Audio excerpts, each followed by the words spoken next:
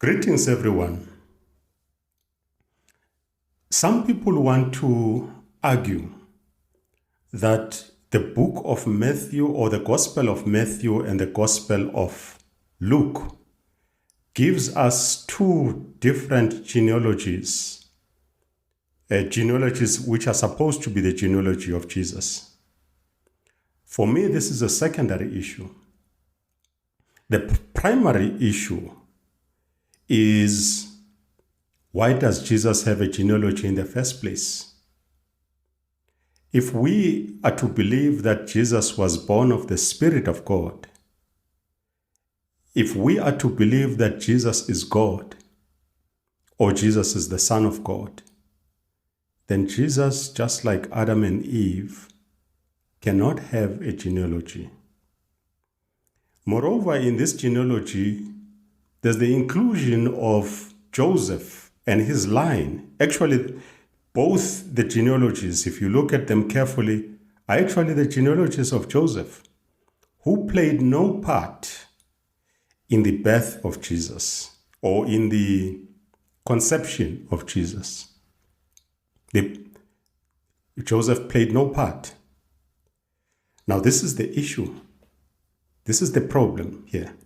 The problem is this: the writer of the Gospel of Matthew and Luke wanted to prove to the Jewish community that Jesus is the Jewish Messiah because Jesus comes from the line of David and Jesse and Abraham and Isaac and Jacob. But it's a total mismatch. It is a disjointed thing that doesn't fit, because it's sabotage, actually. Because in the first place, you say that Jesus was born of the Spirit of God. If he was born of the Spirit of God, Jesus is a miracle child, and a miracle child has no relationship with anything on earth. He is a miracle. And he's not supposed to have a genealogy. Adam and Eve don't have a genealogy because they were the first people to be created. Now, Jesus is the first person to be born of the Spirit of God, with no human beings being involved in his conception. Therefore, the genealogy becomes irrelevant.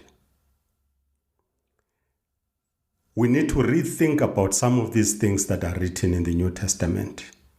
These are questions many of us don't want to answer, or rather, these are questions that many of us don't want to ask.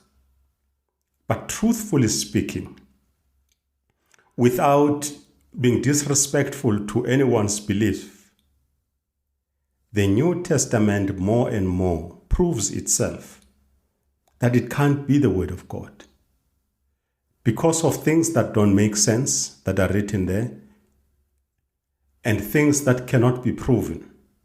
When you read the Old Testament, you can trace and prove the things that were spoken by prophets, and they happened.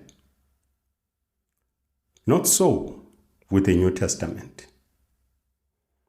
Now, if you're trying too hard to prove something, and you do it this way, by sabotaging your own statements. At first, you say that Jesus was born of a virgin, he's a miracle child, he's born of the Spirit of God, and then you write a long genealogy of people who are human beings on earth, and you link it with people who played no part in his conception. You're playing with fire. You're creating a problem. You create problems that makes people ask questions.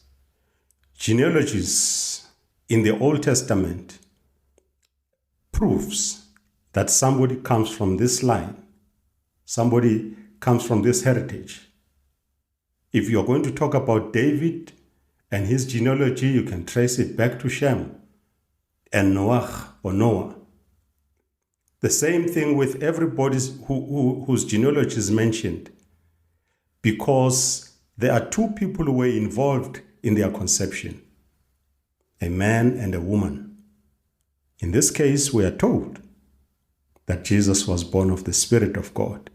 So why include his genealogy? Please think about it. Consider to subscribe to this channel so that you get notifications of videos that will be posted in future. Thank you very much for your attention.